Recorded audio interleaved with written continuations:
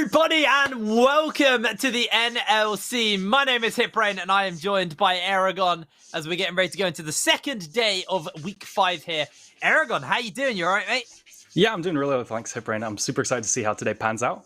Yeah, I mean, there's a lot on the line today. Today is a pretty important day. Obviously, important day. We will talk about that in a little bit, but I think actually let's just talk about that now. Have we got the schedule? We'll bring that up and we'll have a quick chat about what today means. So we have Verdant versus Natives, Ruddy versus Riddle, UniQ versus Nord, and Domino versus Veneer. We'll talk about these matchups a little bit more. I think this isn't our day, right?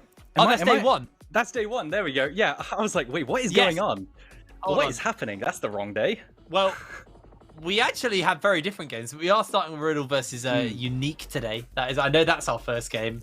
But I think the key thing about today is what it actually means going towards the playoffs. As that's a results screen. Hey, there we go. That's the schedule at least. So it's Riddle versus UniQ, Nord versus Domino, Natives versus Verdant. Veneer versus Verdant, and then Natives versus Ruddy.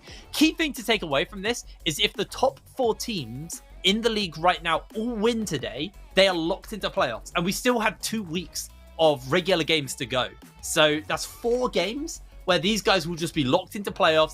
And all they'll really be playing for is placement, because there's going to be the upper and lower half of the bracket. So they'll be playing to be basically, you want to be playing in that upper half so you have as little games to get to the finals as possible. Aragon, this is some pretty high stakes. Yeah, no, absolutely. I'm really looking at that Vanilla v Verdant game. That really stands out to me because that's the 4th and 5th place teams, right? That could really be an eye opener as to a top 4, and top 4 is playoffs. So I really want to see Vanilla put up a good fight. I don't think they'll win, but we'll have to see. I think Verdant's been on the up and up recently, compared to what I thought. So yeah, super exciting one. Well, let's actually bring up the predictions as well. We can have a look at good idea. What we were all thinking here. Me and Veteran actually disagree with you, and we were going for Veneer here. I just needed to separate myself. Like I was doing amazing, and now I've slipped behind. I was like, this is the only way I break weight. Yeah. I need to get a W in somewhere. But you know, everyone else predicting the top 4 in the league right now to win. Like I said, just to reiterate the stakes, if the top 4, if Riddle, Nord, Verdant, and Ruddy win their games today, they're locked into playoffs. The other 4 teams are out of the running. There won't be a physical way for them to catch up due to the way tiebreakers work and the way the points have just gone out across this week. I think that will lead into some interesting stuff in its own right. I think if we do see all 4 lock in today, the next 2 weeks will be about experimentation, hiding stuff from your opponents, so you don't give away your playoffs plan, but also being able to kind of, you know, maybe figure out like a sub-identity for some of these teams and figuring out exactly, you know, how they're going to play during those playoffs. But before we get all into that, because, you know, there could be upset, you know, you could see Natives get their first win over Ruddy. I somewhat doubt that, to be fair with you, but, you know, there is a world, there is a chance. Let's talk about the games though. So we'll go into our second game because we'll talk about our first game in a short moment. We got Domino versus Nord as our second game of the day. Aragon, what are your thoughts coming into this one? Okay, this is a bit of a head scratcher to me. Honestly, I'm not sure what to think of Domino to start with. I think everyone knows what to think about Nord. I think Nord is probably our like top, out of the top 3. Everyone has their top 3 of Nord, Ruddy, and I've lost Riddle, right? And I think honestly, Nord to me is kind of the most consistent one out of the 3. Maybe that's a bit of a hot take, but that's how I see them generally. Whereas Domino, I have no idea what to think of Domino. I was on the Domino hype train for the past 2 weeks because I saw some crazy drafts and it just seemed like they were able to get leads versus good teams. But now I'm a bit uncertain now because of like yesterday's games, you know, and I think they're doing some weird stuff with draft by now because they've gone full on, you know, we're going to be the most creative team in the league, and I think it's biting them a little bit. So yeah, as for this game, I think it's going to be a bit one-sided. Yeah, I kind of unfortunately inclined to agree with you. Maybe they're kind of like spicy and experimental drafting might somehow come around for them, but you know, they are going up versus, like you said, arguably the best team in the league. I mean, they've lost only to Riddle, right? And they're Riddle tied lost first. to Rust. They're tied first, yeah, but I think it was Riddle they lost to. Is the only team they lost to. Riddle lost to Ruddy. You know, all of these teams kind of just dropping games to each other and keeping it fairly insular within the top end, but Nord have been consistently good throughout the season so far. Moving on to our third game, which is actually going to be the game of the day, Verdant versus Veneer. Now, this one is very exciting. like you said, this is the battle for 4th and 5th. This could genuinely define who makes it to playoffs and who doesn't. Yeah, and Verdant now, just to highlight, they're on a 3-win streak, right? I think that's the second longest win streak in the league currently. I think Ruddy's on a 4-win streak, but that's really good, right? I was really unsure with Verdant. I think they had a shaky start. Maybe not a shaky start, but they had like a shaky midpoint of the split, and now they're back like to playing well again. I think there's sometimes some inconsistencies in draft, but most of the time it does look like they're playing well. On the flip side, though, you have Vania, right, who I actually fell off the hype train on. I was really believing in them. It's really hard to pinpoint just how good some of these like lower end teams are. Vania, Domino, I think they're pretty hard to tell, but Vania, they also won yesterday, right? Yeah. And yesterday, some players who like were standing out to me, for example, was Touch.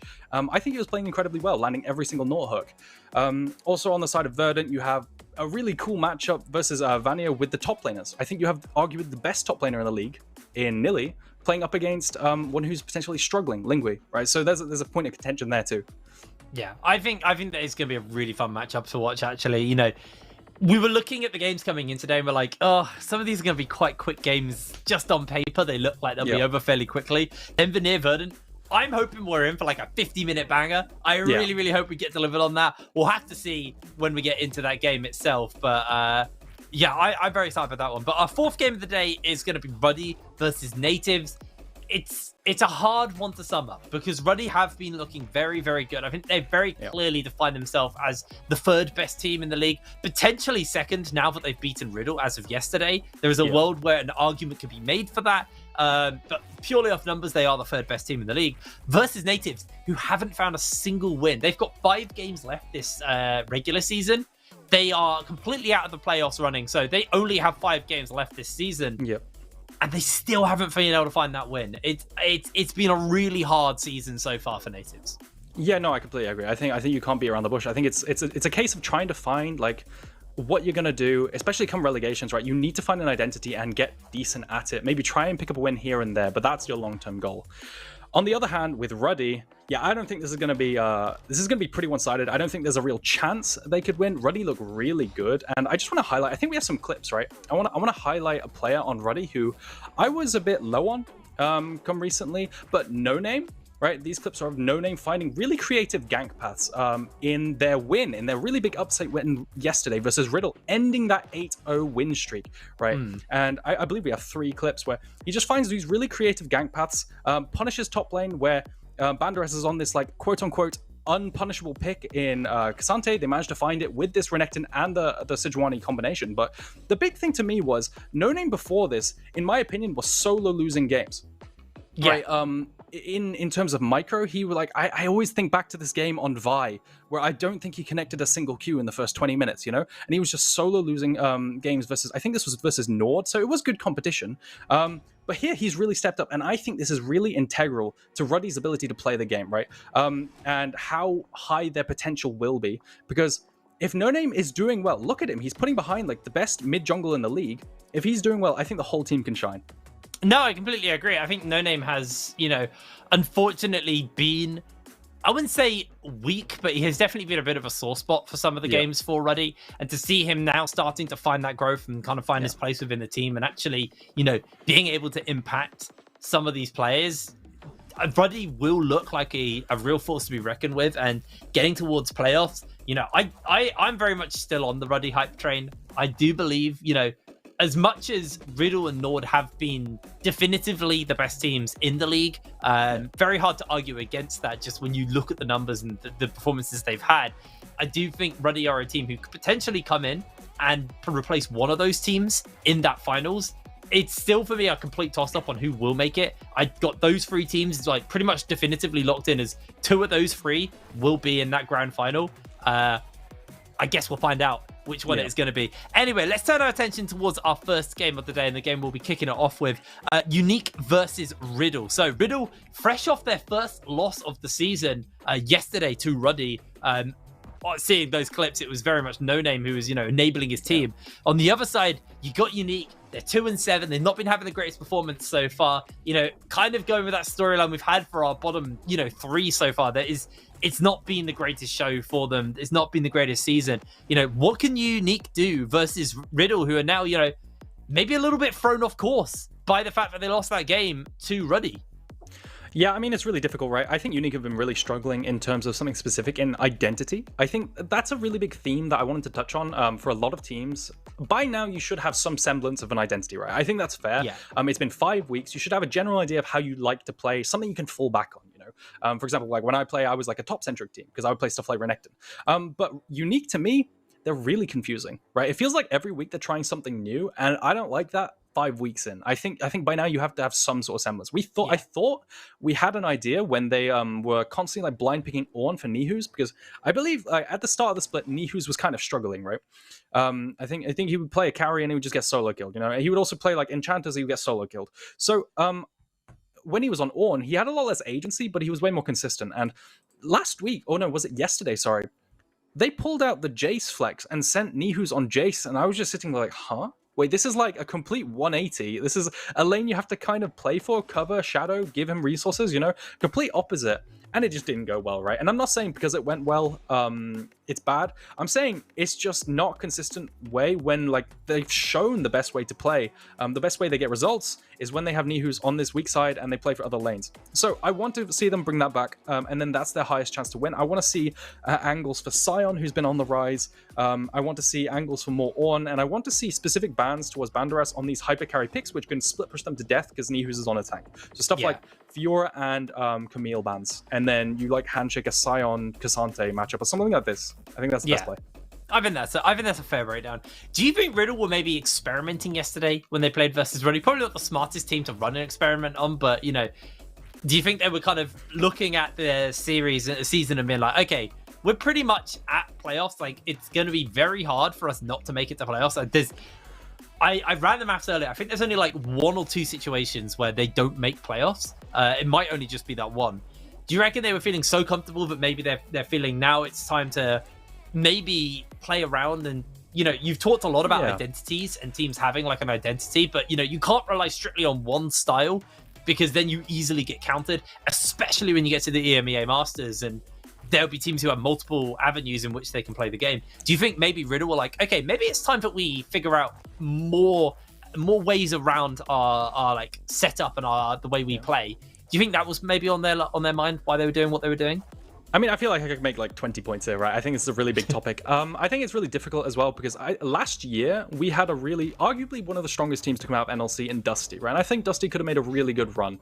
And they almost beat, I can't remember the team. It wasn't K-Corp, it was one of these teams, right? And they did really well. It was really, really close, right? They almost made semis and they said themselves they could do well, but they were gated by having very limited playstyles. They said they had like 5 comps they could play. And those were all like all-in comps. So whenever they played against someone who's a bit more versatile, they would just have a much harder time. So I think that in itself is evidence that you maybe need to like branch out, especially when you've secured playoffs. Maybe what Riddle is thinking, you know, we're going to practice Ashe now, right? And so this is what I'm referring to. Before yesterday, they had only played in the support role. They had not played really standard meta. Like meta is like perm pushing bot lanes with 80 carries bot lane and stuff like this. No, they would play like enchanters only on Kiba, right? And then the occasional Naught game, the occasional Braum game. It's really like it's meta, but it's not quite everything meta. So what they picked yesterday was new. They picked Ashe. It's not exactly groundbreaking, but it's meta, and they hadn't picked it before. And honestly, he didn't do too well, right? I don't associate Kiba with something like an Ashe, and I will dominate lane. Typically, what I associate Kiba with is I will pick Pyke and run around the map dunking people, right? That's what I think of. Or enchanters nowadays, it seems like he's picked that up. But yesterday, they tried something new. So maybe they're trying to look forward into the future towards the EMEA Masters, and they're trying to make themselves more versatile for the future because they've already secured playoffs. Absolutely. And obviously, like yesterday, we are on a new patch from last week. We're on 13.3. The ASOL release obviously has come out, but it isn't enabled this week. I assume next week, but don't take my words for that.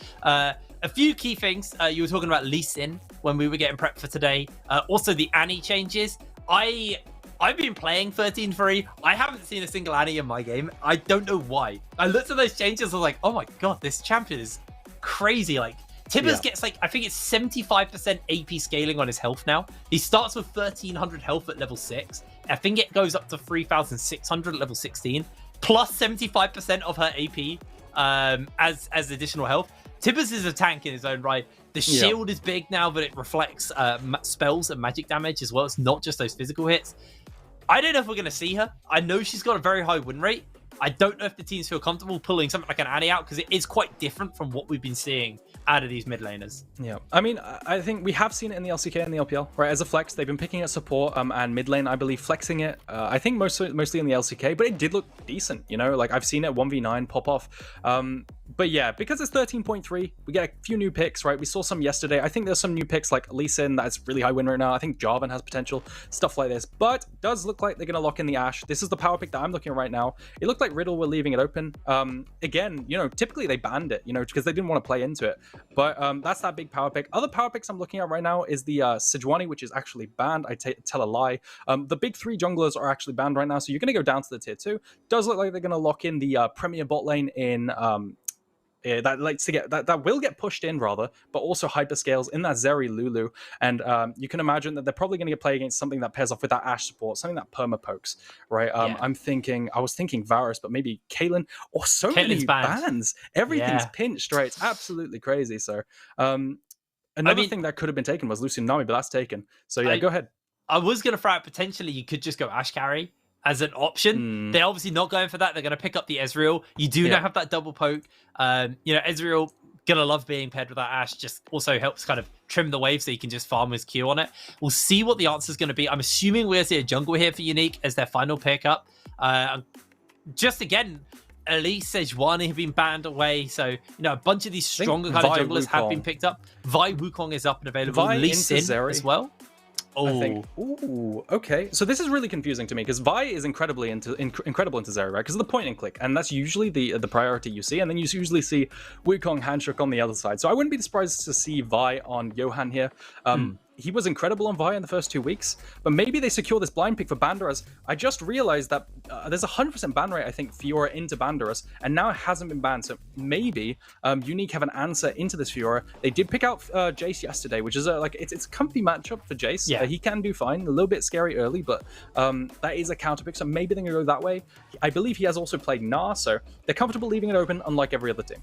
I mean, we saw Banderas' Fiora on day 1, and I don't think we've seen it ever since. It was brutal. I actually quite like the Wukong with the Ashe here. Obviously, Vi guarantees that you're going to lock Jinjo down on the Zeri, but like also, if that Ashe ult hits, you've then got the follow-up engage in the Wukong R. You know, you have a lot of CC to work with. Obviously, there's a problem of Kiba with his wild growth, can maybe provide the safety enough for Jinjo to get away. We'll have to see how that plays out. Now looking at the bans, we're expecting to see probably a little bit more top lane focus. They've already banned away the Jace here to deny that. The Kennon's getting taken away. Just taking away these kind of annoying ranged top laners. I know Jace is technically flexible as well, but it's taking away things that, you know, we'll be able to handle or at least irritate the Fiora in lane. Sylas being the final ban here from UniQ. So over to the side of Riddle to get their jungler most likely picked up here and then save that counter for the mid lane. Yeah, so I was expecting a Vi ban because that is the next tier of jungle. If we did get the Vi ban, I would have expected something like Lissandra Viego. That's what they've shown. That's usually the tier below as well. And because of the Sylas ban, that made it all more likely. However, it's not going to be the case. We're going to get that Vi. And I really expected more jungle bans because you had the jungle pick. You could have pinched the pool even further, but maybe they decided, you know what, guys, we don't really care about Vi. We're going to ban out mid laners so that we can pick more mid laners. If this is a Malphite pick, I know I shouldn't talk this. This makes way more sense, right? Akali Sylas is a classic matchup, played at Worlds frequently. Every mid laner will tell you Akali wins or Sylas wins or whoever wins, and then they'll always take the matchup as like kind of an ego thing. I feel like they'll always say that their side always wins, and it looks like they're going to get some follow-up engage onto this with that Vi onto this Akali. Typically what you want to pair off with is single target burst, right? So stuff like Ahri, stuff like the Sandra, stuff like Galio, stuff like Talia also works here. Does look like they might lock in Lissandra. Riddle have shown they like Lissandra. Fire Rain was really proficient at it in team fights and skirmishes. He would just flash forward at a Herald fight and just insta win the fight for his team. So I really like this pickup here for Fire Rain. Alrighty, actually when we take the nameplates off, genuinely, this looks like a really good draft on both sides. I can think there's a very clear condition for how both sides are going to be playing it. You look at Riddle, they've got the Fiora, so going to try to avoid heavy 5-on-5 fighting. They're going to want Banderas in a side lane, split pushing away. Obviously, you got great late game insurance and scaling and just safety with the Lulu and also the Vi and Lissandra to stand in front of Jinjo. And then on the other side, you just got, you know, non-committal engage in the Asher. You've got the follow-up engage in the Wukong and the Malphite. A lot of burst damage in the Akali and just the poke from the Ezreal. Like, both of these comps, I actually really like the way in which they function. The problem is you then turn the nameplates on, and then you're like, okay, well, it's Banderas on Fiora. It's, it's Riddle with one of the best AD carry and support bot lane duos in the game. So you do have to kind of then lean a little bit more on how you've seen these teams play, and you go, okay, this is a nice comp by Riddle. It's a very nice answer, I think, from UniQ. I think they've got a lot of, like we were saying, crowd control and ability to pin down those key targets. Yeah, exactly. The question is are they going to actually get the windows and the opportunities to do that? Or are they going to constantly be firing Ash arrows, maybe into Fog of War, or in positions where they're not actually able and ready to take those fights? So I think something that's incredibly important to take a look at when you draft Akali, you look at the ready, like easy to land CC on the enemy team. And look, I'm gonna be honest, I'm an Akali hater when there's a Lulu on the enemy team. I think that's like the biggest counter to Akali in the game. When there's a Lulu on the enemy team, you combine that because obviously Lulu can give vision with a Whimsy, I believe, something like this. Also peel really easily. You combine that with Vi point and click. You combine that with Lissandra point and click, easy CC AoE, I think it's a really hard Akali game. But on the other hand, you have Paul227, who's been incredibly proficient at Akali, so much so that teams yesterday, I can't remember who they played yesterday, but they banned Paul's Akali away from him. Despite just being like, not being an amazing pick, they banned it. So I think there's a very real shout that we could end up in like some kind of 1-3-1 situation. But the problem is Akali can also answer Banderas on the Fiora in the side. That's a decent matchup in terms of the 1v1 because Fiora can't auto-attack the Akali in the Shroud. So yeah, fairly even drafts. However, I would say that it's kind of Riddle favored because of like the interactions with Akali. Yeah, absolutely. Man, it's annoying because like I feel like if we had these drafts on Nord versus Riddle, this would be a banger game. This would be such a banger game. You kind of can't not put the nameplates on, but I do think UniQ have given themselves some pretty solid tools here. Like you're saying, Paul is a bloody good Akali player. Can he pull it off into Riddle? I guess we'll find out. But we're on to the Rift for our first game of the day. Remember, this is the decider. If Riddle win this, they are, I believe, into playoffs. I think they're guaranteed at that point. So, very much a needed win for them. Yeah, no, 100%. Just stuff to look out for. Summoners all looks pretty standard. That burst option coming in for Fire Rain with that electrocute. So I would heavily expect to see some skirmishes around Rift Herald and level 6. Lissandra plus Vi is a really potent combo. I really like this duo, especially onto that Akali. While she is slippery, that's just probably going to be too much burst, and she's going to get one shot. I would say it's probably going to be quite a quiet early game. You don't have much setup in any single lane, like from any player outside of a Lissandra W early, right? Yeah, I would say the game probably comes online at 6, and before that, we see some poking in lane from bot side. A little bit off there, the arrows go in. All right, so you need to hit those keys if you want to do some damage. Yep. But that is already a pretty painful start, as we kind of expected in this matchup. We did, you do have the expectation, but the Ashe, the Ezreal, they're going to poke, they're going to shove. Yeah. Jinjo and Kiba, they are playing for later game. That's when they are going to be shining. Yeah, and I just wanted to highlight in that little trade right there, because it's a slower game, I'll just highlight that tactic that Peterson used. He instantly barriered, right? The idea there is, people call it the carrier, because this is something carrier started doing really early on. He will barrier, and because barrier is such a low cooldown, you can just use it, and then you'll get it up really soon again. And you'll just get the most value out of barrier, getting multiple rotations of the spell. Anytime you need it, by the time you need it again, in terms of wave management, like if you're pushing out a wave or like something like this, you'll have it up again, right? So you just use it instantly the second you come to lane, you heavy trade, and you win the trade and get lane control that way. For now, on the other side of the game, I say the other side, in the middle of the map, you are seeing Paul. Unlike his bot lane, he is getting shoved in. Again, expected in a Lissandra matchup. She's obviously got the Q that can just kind of rattle through all of those minions, get a whole lot of poke. You did have a point to make about this Malphite into Fiora matchup, I believe, but you kind of got cut off. So I'm curious, what was your thoughts on this matchup? I feel like, yes, Malphite likes being into AD champions. Yeah. I still feel like this is quite a rough one, right? Yeah, I mean, the idea of it is probably just he's going to group up team fights, but I can imagine Banderas is probably just not going to group this game, like maybe a team fight sometimes. But the idea is that Malphite will stonewall the Fiora for a while. Look at the CS differential. I think Cyrix is dead. What just happened? He just got killed. I was just off in my own world talking about the Malphite versus Fiora matchup. I didn't even see what was happening on my screen, and Cyrax was dead a second later. I really hope we get a replay of that, because what on earth was that? Anyway, the Malphite versus Fiora matchup is just a ticking time bomb, right? Eventually, Fiora will be too big for that Malphite in the side lane, and he will just be sitting under tower, probably a tier 2 defending waves. That's typically how it goes. Oh, nice. We get a replay of it. Oh, lovely. What happened? Oh, we're going back. So there he's we low? Are. I assume a minion got the... No, he didn't even... Huh. There it is. I would like to know how they got low before that as well. We don't necessarily need a replay, but I can imagine just some poor trading in lane that the Ezreal and Ashe took, and Kiba just sees the angle. He flashes forward and gets the EQ and just kills him. That's really bizarre. That's so weird. That is, that's a little rough there for Kyrex, because, you know, they should technically be winning this lane. They should at least now have pressure and power, but farms equal. I guess the good news and the silver lining to that is Kiba got the kill instead of Jinjo, but yeah, not amazing. Not the start you really want. Summoners have been burnt in the bot side though. Kyrex still has his Pedersen, like you said, that barrier being on a very short cooldown has come back up and available to him. So he is in a pretty comfortable position as Johan might be looking to come in on the flank. It's going to be hard to do so though.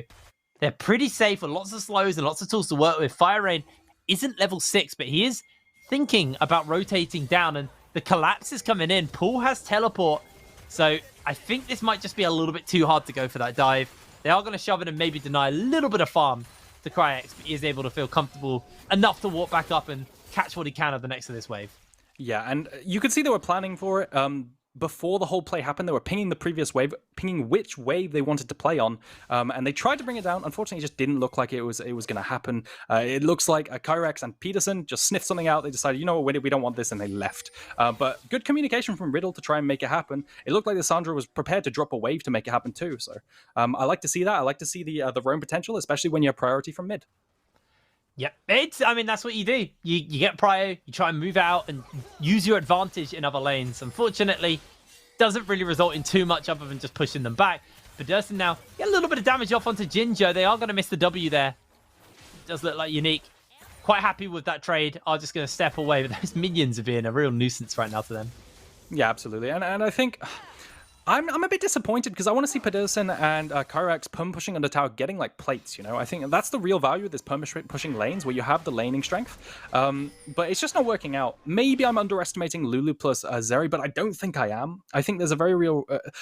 honestly, though, it actually kind of makes sense because now you watch mid lane and how can they perma push? They have Fire Rain constantly getting priority mid and denying that by hovering down to bot side. So maybe Kyrex and Peterson just aren't comfortable perma pushing because they're scared of a Lissandra roam. And then you've got to question things like this Akali pick.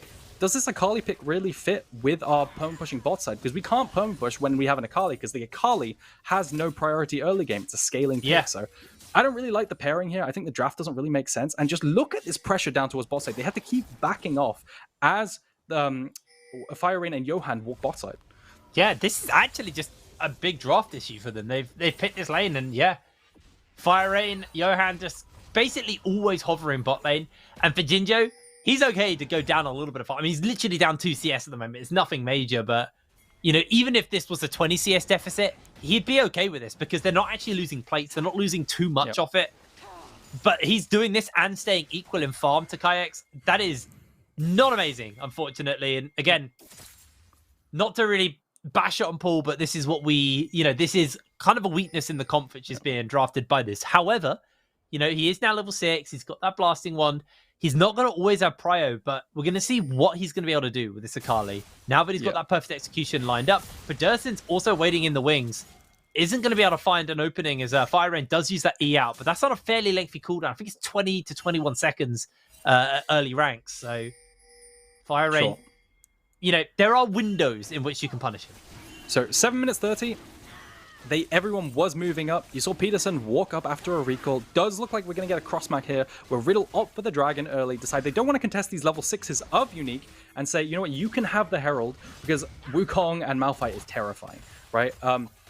So it does look like it's going to be a cross map. Riddle do pick up the dragon. I can't remember which dragon this was, but it's not going to be a big deal. I wonder now where they place the Herald for the side of UniQ, though. You can imagine it's probably going to go down towards bot lane, or maybe towards their solo AP for Paul, because Paul has shown he is like the standout player here, and maybe he can use the gold the best.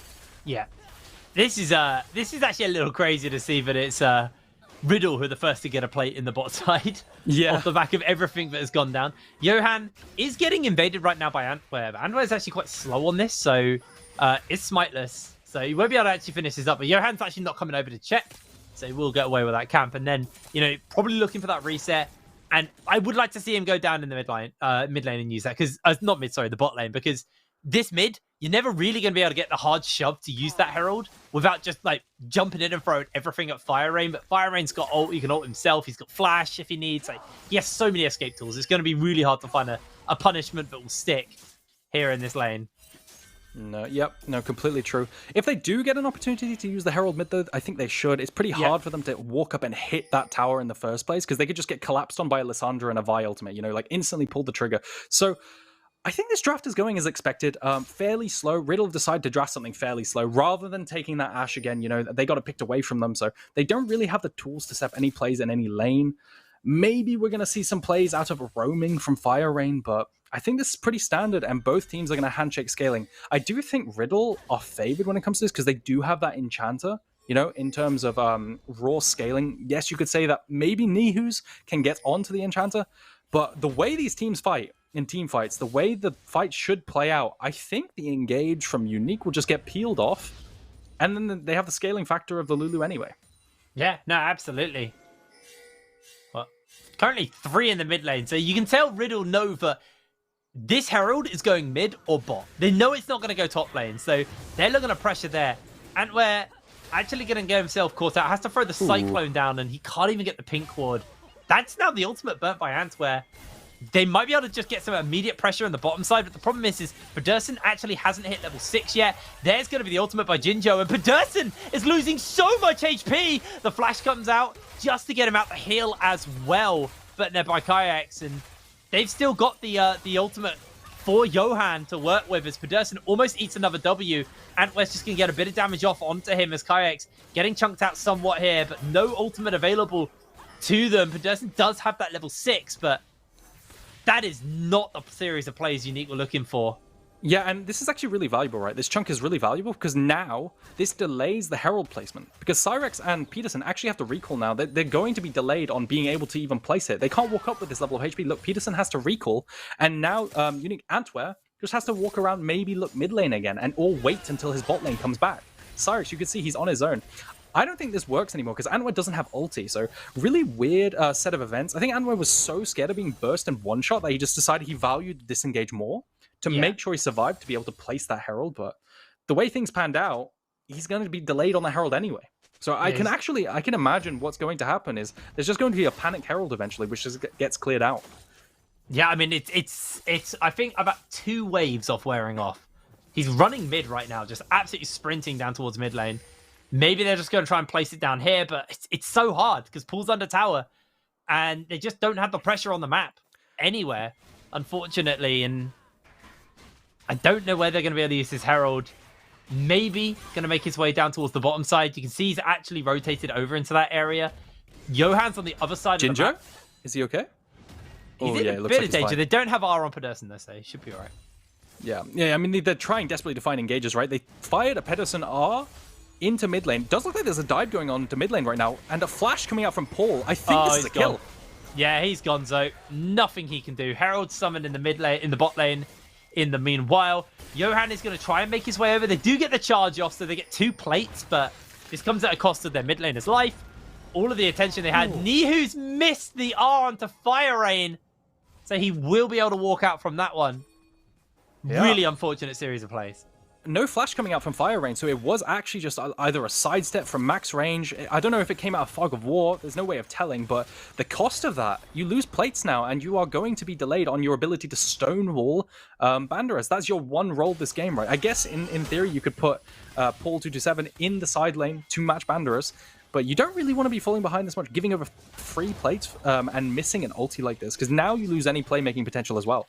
So does look like they're weathering the storm really well, Riddle, to stall for that scaling. Oh, they have that R. No. Not quite. No, just not. It's just Zeri things. Jumps wall, presses E. Are they going to get this dragon, though? Everybody's on the bot side for Riddle. Over the wall, Johan goes. He did use that R a little bit earlier, so it's a hard one for him to actually fully go in on. Is still thinking about it. Pulls off on the flank. They have the Ashe R up and available, and that perfect execution. Antwer wants to try and burst out this dragon in time. They do land the Ashe R onto Johan immediately. The smite comes down. They are able to secure it. Antwer now trying to get away, but he gets himself caught. Jinjo now jumping forward, getting so much damage off. Paul has to defensively ult backwards. Dragon for 2 kills. Riddle just very much in the driving seat of this game. And what was that? That was just the most weird set of skirmishing that I've ever seen. I hope we get a replay of that because I feel like Antwer just died, and I don't even know what happened. Securing... Yeah, there we go. There's a flash from Fire Rain. So it was a flash engage from Fire Rain. This is something we see him do all the time. Really well played on this Lissandra. There was no need for any assistance in bursting the... Which is what we usually see from play patterns with Lissandra. You flash forward, select a target, and everyone pounces on the same target. But it was just a Fire Rain assassination that secures... I believe they lost the dragon, actually, but that secures the fight. Things to note before that fight is... UniQ didn't have summoners on a lot of people, and they were chunked, right? Pedersen had no summoners on top of being half HP, and they willingly committed to that. Really peculiar stuff. Maybe they felt the urgency to start stacking up Drakes ASAP, because they don't feel like they scale. I think that's very realistic, but Johan might be caught here. They got the Malphite off, the Unstoppable Force knocks him up, and in they jump. Antwer securing himself the kill. Can't actually turn their attention immediately towards that Rift Herald as Banderas. It's just going to take a little bit of chunk here from Nihus, but nothing too major to speak of. Krax will get the tower for this. First tower down here. So big injection of gold into their Ezreal, but there will be an answer out in the mid lane because nobody's here to defend that. So Kiba and Jinjo will be a quick work of this tower. Although, yeah, they will. They got the wave. There it is. Yep. Definitely odd. Bander is almost getting a solo kill there. But yeah, Kyrax coming in with a cross map on that Rift Herald play. I don't know what happened there with Johan as well. This game is a little bit odd. You know, a couple of players caught sleeping a little bit there. But Johan maybe starting up Herald before his top laner actually managed to get Prio. And then just getting caught for it. You know, has no flash, just dies. Actually, I think he might have flashed, just get caught by Nihus anyway. Maybe not used to the instant engage of Malphite. Malphite definitely not a champion we see very often.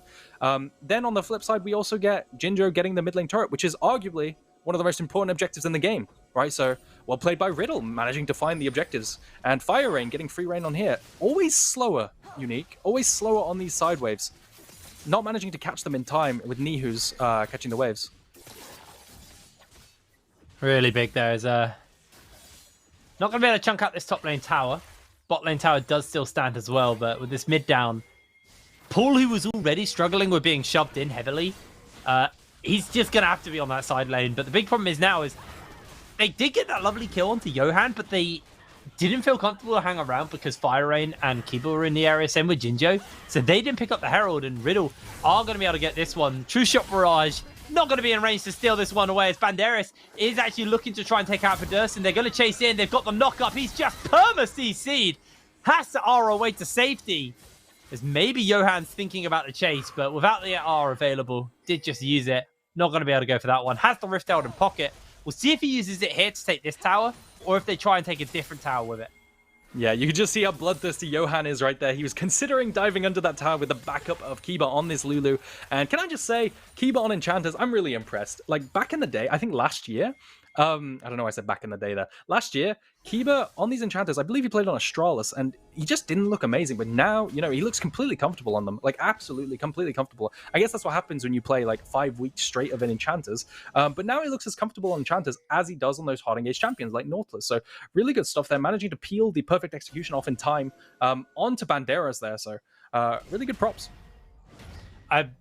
Paul was basically just put in a bounce house, though. As soon as he jumped in, he just got Vi-ulted, Vi-Q'd, wild growthed, and then had to ult away to safety. Like, he just did not get to move on those very irritating moments when you're playing an assassin where you just find yourself chain CC'd. Set quick stock of the items, because we are approaching the 20-minute mark.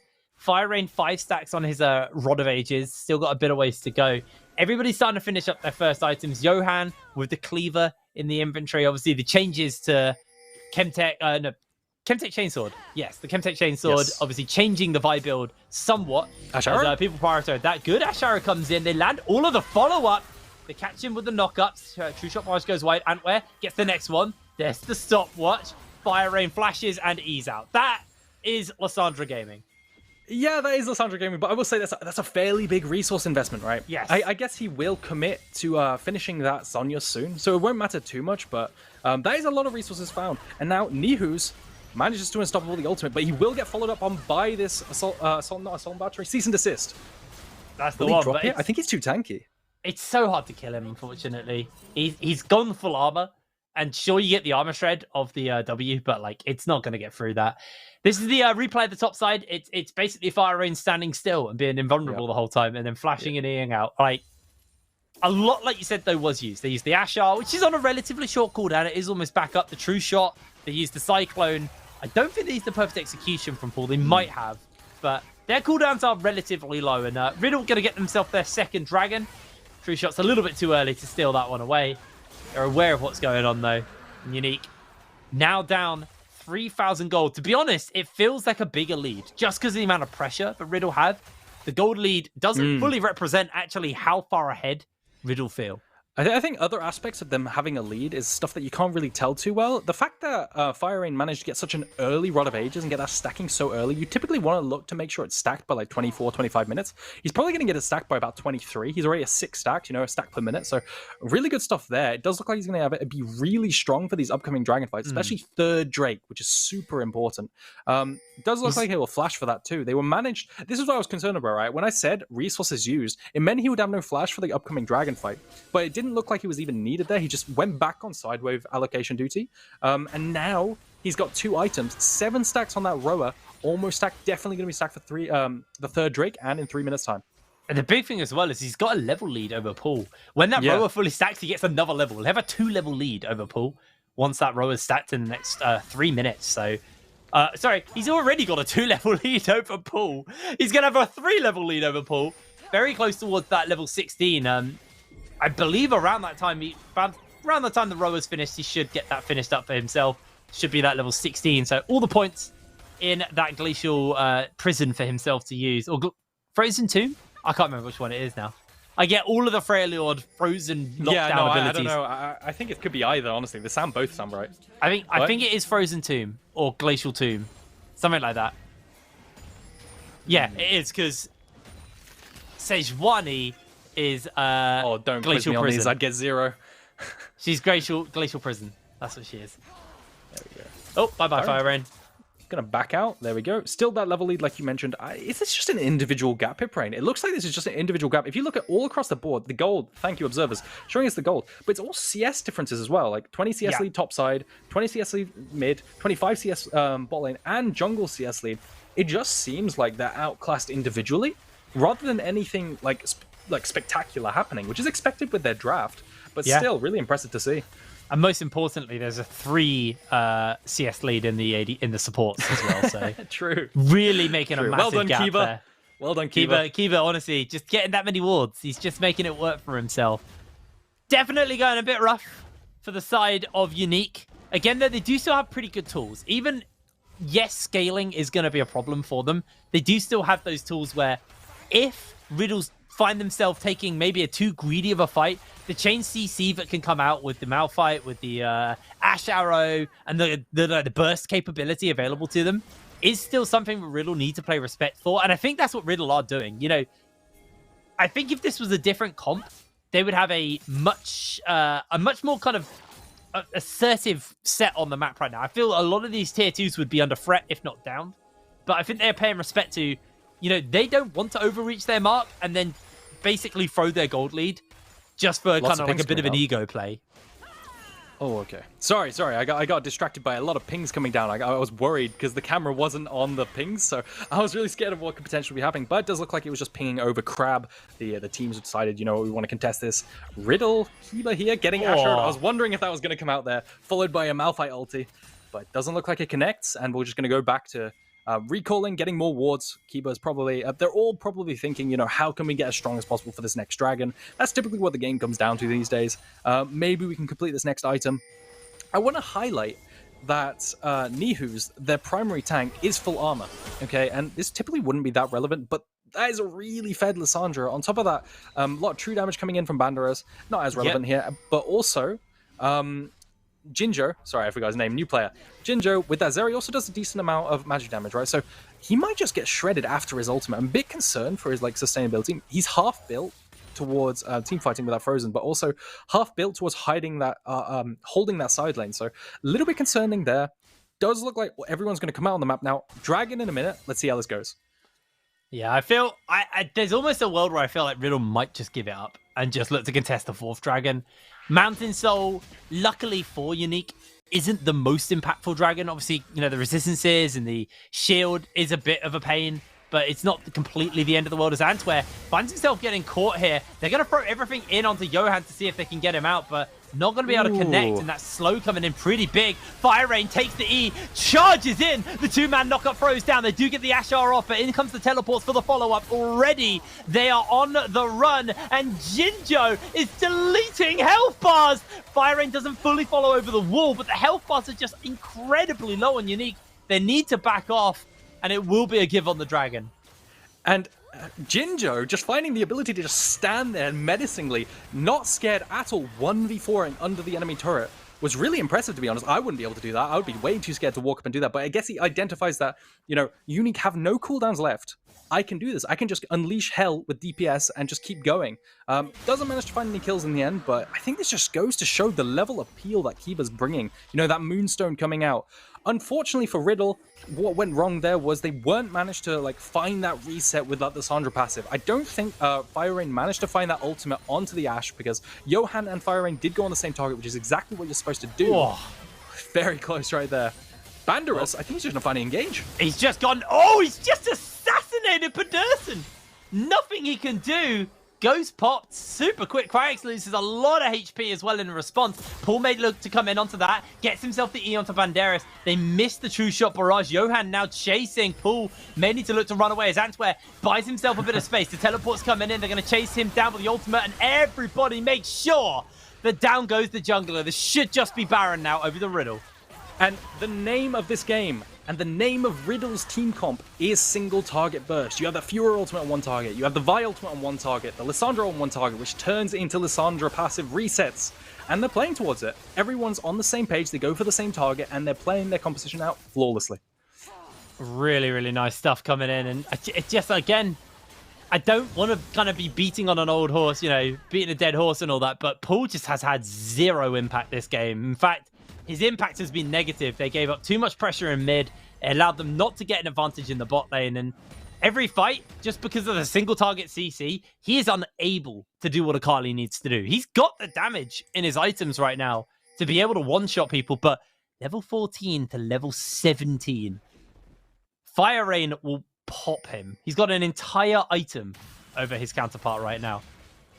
And this is why Fire Rain and Johan are just so hyped as a duo. I think they're our best mid-jungle duo in the league, just straight up. Yeah. They carry every single game except for yesterday, unfortunately, with Fire Rain cosplaying EU Yasuo.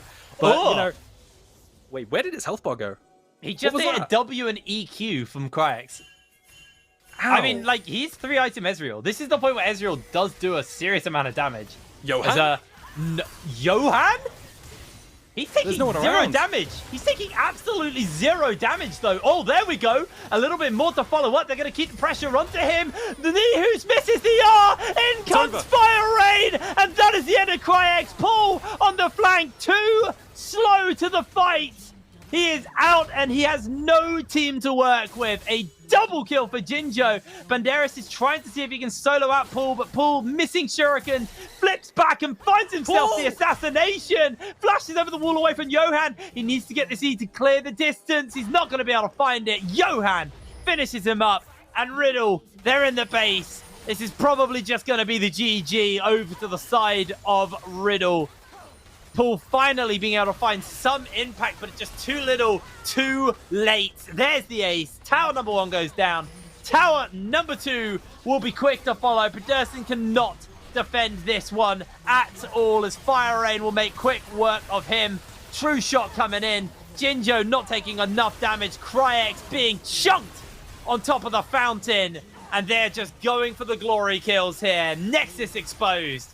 Riddle are going to take this win. And the game just ends just like that. Like 25 minutes of relatively slow gameplay and then one pick with Johan finding the nuttiest angle I did not see. I don't know if you saw that, but like I would never have seen that angle if I was playing and I was him. So props to him. Finding that angle, knowing he's essentially invincible, invulnerable because of the Radiant Virtue healing, and decides, you know, I can buy enough time to bait the enemy team in until my Lissandra can follow up, get a 4-man glacial, whatever we call it, and whatever we agreed on, glacial prison, I think. Right, and find the resets and end the game. It just ends so suddenly, it just explodes. Yeah, I mean that was a rough one for UniQ. I know we're kind of beating a dead horse there, but I know that Paul is a very good Akali player. I just think in that comp, Akali was absolutely the wrong pick. It really, really cost them. I'm going to just go forward, and because we need to talk about MVP as well while we're waiting for everything. I think it was Fire Rain. I just think that game felt like a massive mid-diff. Like, Fire Rain was having so much impact, even without finding kills, just from having pressure at mid and moving out of the lanes. He was just setting his team up super well for every little skirmish, every little opportunity that came up and available to them. And then late game, him and Johan, I'm glad you hit on the jungle mid-Joe, because him and Johan were just absolutely incredible on those flanks. Oh, nasty, right? So the thing is, I love Fire Rain on these picks where he can make and have like individual agency. I absolutely love it. I think he's so critical for this team's like ability to team fight, because he is the one that finds these angles alongside Johan. Johan's really good at this too. I mean, here you can see UniQ is just finding, they're just punishing Johan out of position, which kind of defeats the point I just made. But Fire Rain flashing forward every single game. This is the second game I've seen him on Lissandra, and every single time around team fights, he finds these angles, finds these picks, and sets up his team for success. Really, really clean stuff coming in across the board. Absolutely amazing stuff coming in. As you see the True Shot Barrage, they just threw everything onto Fire Rain, and Fire Rain he was such a force in this game. He was such a force. He just couldn't be pinned down. He was setting his teams up so well for every little fight, every little engage. Ginger. Jinjo played amazing as well. Let's not. I mean, it was definitely a Riddle game where like everyone was performing, but Fire Rain was just absolutely flawless. He was super impactful.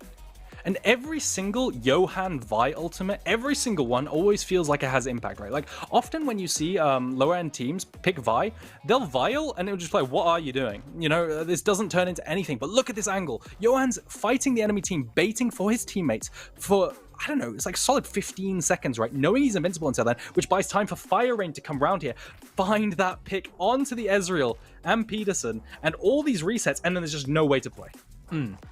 Absolutely. I also do we just going back to this mid lane pickup. I do believe Fire Rain did have counter pick in this lane. So, you know, this wasn't like Paul picked Akali into the Lissandra. The Lissandra was the counter pick in. So it makes sense why we got to this point. But here we are.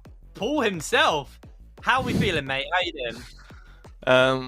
I think I'm doing okay. The loss obviously hurts. The loss obviously hurts a bit, but I think no one expected us really to win. And it's a great experience to play against these players. That's all I can say. I mean, it was obviously going to be a hard match because they are one of the top teams in the league. How do you go about prepping for a game like this? Because, you know, unfortunately for you guys, you are pretty low down on the standings. You know you have to play versus these good teams, and obviously, like you're saying, it's good experience, and you can take a lot from these. But how do you prep for a team who, you know, are currently in a very, very strong position, and you know you've got to play versus them?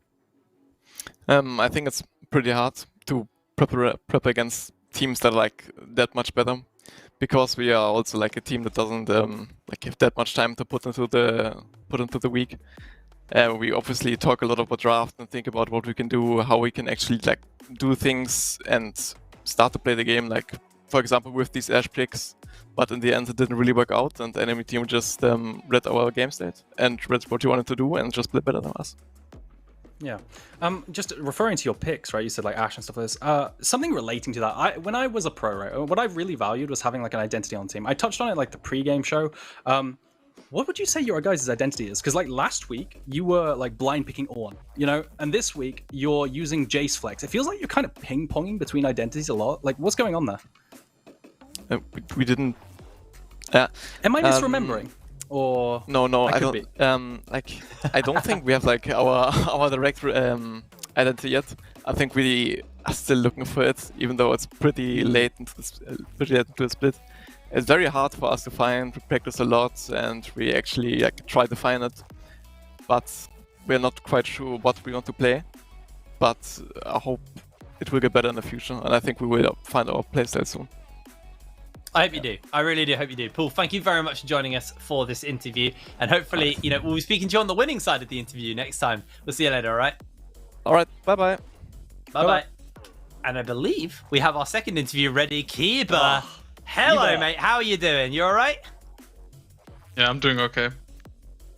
So, a pretty controlled game by you guys. All in all, you had it felt like you just had a complete grip on that game from pretty much moment one. You guys were in a rough matchup as well in the bot lane, but you still ended in first blood. We didn't see what happened. What happened down there? Ishul got a stroke. There's not much else to say. Fair enough, mate. Fair enough. Okay. Oh gosh. Okay. Let's move away from that because I won't stop giggling if I keep thinking about that. Okay, I just want to talk about you as a player, right? Like your evolution, because it's clear you guys are just really good, right? Like you're really good. Yesterday you brought up the Ashe, okay, which is not something I would have associated with you. Maybe I'm wrong, right? But last year, when I thought of your gameplay and I was prepping for NLC because I showed up there too. I just saw you on Pyke and Nort and all of this. Is this a product of the meta that you don't play them more? Or are you trying to branch out to be more of a complete player to like pick up the... Because now you've been playing like Enchanters nonstop. Are you trying to pick up that Ashe? Is that why you went for it yesterday? What's going on there? Well, honestly, in scrims it's been going pretty well against like really good teams you would favor to even like win your masters and stuff. So I don't think it's the pick. I think it's just it's like when you played combo as well, you have players that act certain ways in official games, and when they're on picks that actually control the game, they act way different than when they're on picks that are like a submissive little kitten. For example, when I play Lulu, I don't get to control as much as, for example, last split on the Starless, where basically I got brought in and they just told me, just create complete chaos in early game and make sure you have a lead at 15. That's like two different things, because now, I just have lanes that usually get leads themselves. I think that's fair to say.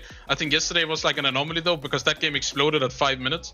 Like there's Sejuani literally just full cleared and killed my top, which obviously is just a lot of small mistakes that just made the game unplayable. Like we play such a fragile draft. If bot lane dies once that game, the game is over. If mid lane dies once, the game is over. If Diana gets interrupted before she finishes all her clears up to level 6, the game is over. And everything except the bot part happened yesterday, so the game was a bit unplayable. I wouldn't put that too much on the Ashe.